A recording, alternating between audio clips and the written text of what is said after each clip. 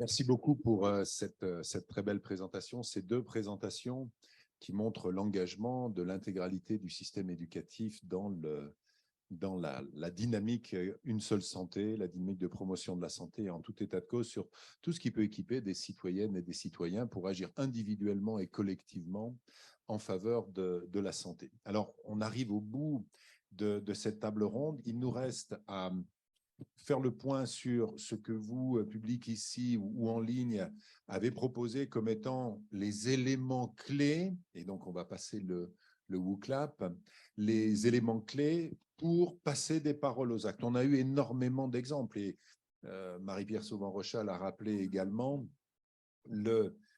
l'éducation nationale et les institutions éducatives se sont engagées il y a déjà très longtemps, mais aujourd'hui avec une structuration beaucoup plus grande. Et dans les propositions qui apparaissent à l'écran, eh bien, c'est la centralité des enjeux éducatifs. Et clairement, on est bien ici dans une dynamique qui prend la santé en compte à la fois autour des conditions de la réussite des élèves et puis de la citoyenneté. Ces deux éléments clés, eh bien, conduisent à agir sur l'ensemble des déterminants de la santé. Et on l'a dit suite également à la question de Benjamin, autour de cette articulation entre ce qui relève de l'environnement, ce qui relève des politiques publiques, de l'urbanisme, de la vie économique, et puis ce qui relève de l'individu dans une approche équilibrée.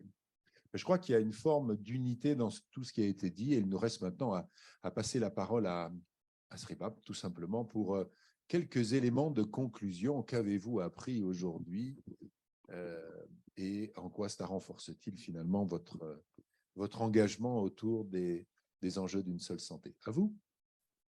Alors, merci, professeur Didier Jourdan. Je tiens d'abord à vous remercier de m'avoir permis de participer à cette table ronde.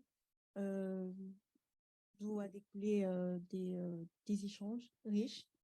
J'ai appris que le One Health est une approche holistique et intégrée qui repose sur un principe simple selon lequel la protection de la santé de l'homme repose sur la santé animale et sur l'ensemble de l'écosystème. Et qu'il faut passer par l'éducation, qu'il y a des mesures concrètes qui ont d'ailleurs déjà été mises en place, notamment l'école promotrice de santé, par rapport à cette approche qui met l'accent sur l'éducation à l'environnement.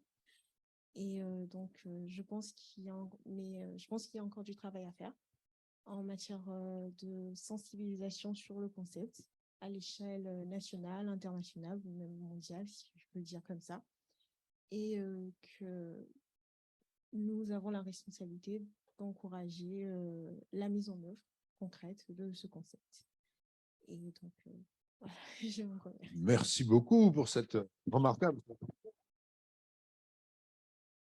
Alors, le temps qui nous était imparti est écoulé, mais j'imagine qu'il y a des questions, des remarques. Eh bien, ce que je vous propose, c'est très simplement maintenant de nous arrêter pour ce qui concerne la partie formelle de notre table ronde et de passer pendant la demi-heure qui vient à la partie informelle. N'hésitez pas à venir pour que nous puissions échanger. Nous reprenons à 11h30 avec l'atelier et n'hésitez pas à aller dehors, bien sûr, pour vous dégourdir les jambes, mais aussi pour échanger ensemble et passer, je dirais, à une autre focus. C'est des expériences ici à Poitiers, à Brook in Waterland, à Montréal ou à Saint-Louis, autour de la mise en œuvre concrète du concept.